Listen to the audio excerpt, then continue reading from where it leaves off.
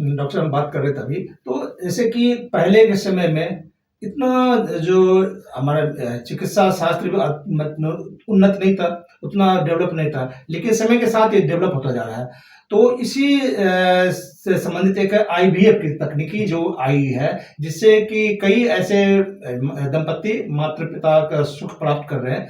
तो आईवीएफ क्या है और इसके लिए मतलब इसका प्रोसेस क्या होता है? इसके बारे में बताइए। आईवीएफ की प्रक्रिया जैसे नाम में ही है, टेस्ट ट्यूब बेबी। इसका मतलब हुआ कि हम कुछ दिन टेस्ट ट्यूब में बेबी को बनाते हैं। उसमें करते क्या, मेंसेस के बाद बुलाते हैं, कुछ मेडिसिन देते हैं, कुछ इंजेक्शन देते हैं, करीबन करीबन 12 के आसपास, और बीच में 3 से 4 बार फॉलिकल स्टडी करते हैं, मतलब एग की जांच करते हैं। और इसके बाद में जब हम लोग एग की जांच करते हैं, इसके बाद में एक इंजेक्शन लगाते हैं, ट्रिगर जिसको कहते हैं। इसके बाद में पिकअप करते हैं। पिकअप करने का मतलब हुआ आपके एग को हम अंदर लैब मतलब निकाल लेते हैं और लैब में रख लेते हैं। आदमी से 2 बार स्पर्म लेते हैं हम लोग, एक बार बीच में लेते हैं और एक दिन जिस दिन हम पिकअप करते हैं उस दिन लेते हैं।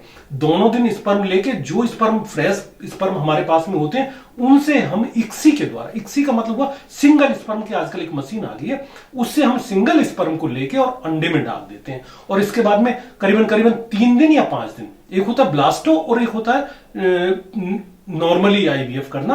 तो ब्लास्टो यदि नहीं कर रहे, नेचुरल कर मतलब वैसे कर रहे हैं, तो 3 दिन नहीं तो 5 दिन का भ्रूण हम लोग लैब में तैयार करते हैं और दोबारा इंप्लांट कर देते हैं यूट्रस में। तो जैसे यूट्रस में इंप्लांट करके घर भेज देते हैं, करीब करीबन हम लोग 3 भ्रूण बना के इंप्लांट करते हैं और इसके बाद में 15 दिन वेट करते हैं। और इसके बाद में जब वेट करने के बाद में जो रिजल्ट आता है वो बताया जाता है। तो ये प्रक्रिया हुई आईवीएफ की।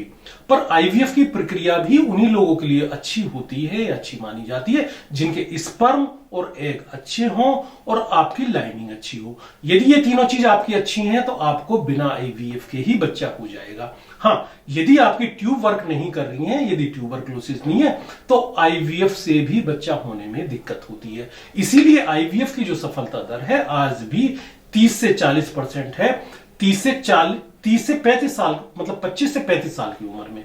25 से पहले तो जनरली कोई जाता भी नहीं है आईवीएफ कराने के लिए, तो उसमें 30 से 40% है। अब इसको बढ़ाया कैसे जाए? जैसे जैसे हमारी उम्र बढ़ती है, तो जैसे जैसे हमारे बाल पकने लगते हैं, हमारी स्किन जो है वो उसमें झिर्रियां आने लगती हैं, ऐसी जो एग हैं, जहां साहब आपको ताज्जुब होगा, जो एग मिलते हैं वो मां से मिलते हैं और मां से मिलने के बाद में वो मैच्योर होके आते हैं, बनते नहीं है, स्पर्म बनता है।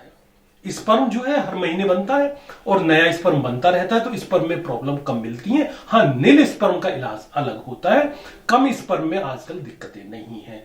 तो यदि एग में दिक्कत है, यदि 35 से ऊपर, बार बार कहते हैं हम लोग तो कि जितनी जल्दी शादी हो शादी कीजिए और इसके बाद में पहला बच्चा जल्दी कर लीजिए। यदि आपने पहला बच्चा कर लिया तो आपका यूट्रस काम करने लगता है और सेकंड बच्चे में दिक्कत नहीं होती है। और यदि आपको पहला बच्चा नहीं हुआ तो दूसरे बच्चा में क्या, पहले बच्चे में ही इतनी दिक्कत होगी कि आप परेशान हो।